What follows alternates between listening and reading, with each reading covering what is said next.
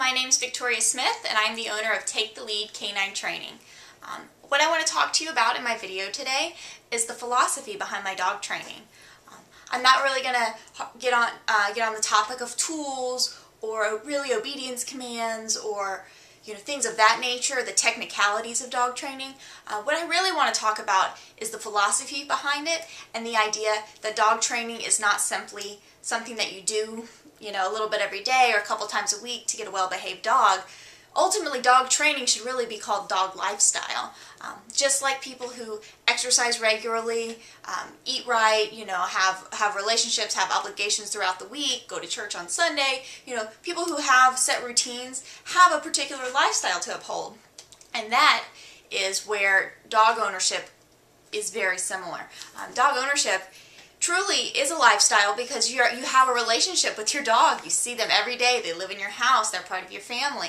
And the biggest thing about the training that I do is to help clients understand how to have the most successful relationship with their dog.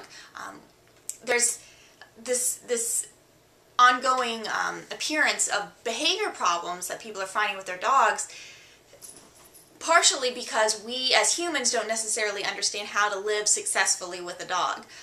There's a lot of love, a lot of shelter and food that's required, medical care and the technicalities along that point, but to actually live with another species, coexist together in a peaceful manner where we expect a dog to live in our human world and be an incredible, citizen of it, we really have to do things so that the dog understands what's right, what's wrong, what's okay, what's not okay, because truly we're the ones teaching them. We are the teachers, they are our students, and so if our dog is struggling, it's because unfortunately we're not a very good teacher.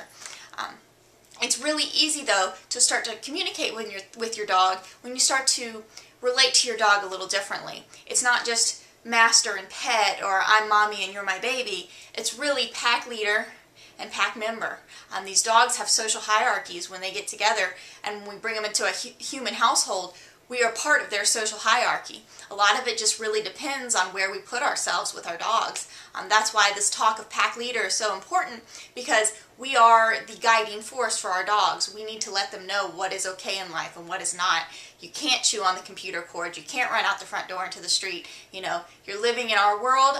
I'm going to communicate to you in your language how to do so. So those are really important aspects of my training that you won't cover with just sit, down, stay, heel. Those are obedience commands. That's not how to live with your dog. A lot of behavior problems unfortunately arise from our dogs from stress, from anxiety, from fear, and that a lot of that can develop because there's a lack of leadership in the dog's life. We pay the mortgage, we pay the food bills, we can show them the bills that we pay, but unless we can truly show them in a way that they understand, they're not going to understand or believe that we are in charge of things. We really want to help them make decisions in their life and teach them right from wrong. We want them to be successful members of society. And so that's our obligations as pet owners, as dog owners, as rescuers, even as dog walkers, as dog trainers. Our obligation is to get the information out there so that you, the client, can have that successful relationship with your dog, so that when you have a baby, you don't have to get rid of your dog. So that when the grandkids come over, you may not have to put your dog away. So that you can adopt a new dog without worrying about dog fights or not being able to walk either dog down the street. So that you can sleep at night because your dog's not barking out the window, or you can leave home and go to the store without fearing that you're coming home to your house destroyed because of a horrible case of separation anxiety in your dog. There's a lot that goes into the relationship we have with our dog and the behaviors that we're getting from our dog. And it all really starts with, what do we represent to our dog? And are we being the pack leader, the source of information that they need? Or are we only being a friend and a lover and not that strong source of guidance? So those are really important things to consider when you're looking to get a new dog, if you're assessing what's going on with with your behavior problems with your dogs, and if you're looking to do training with me.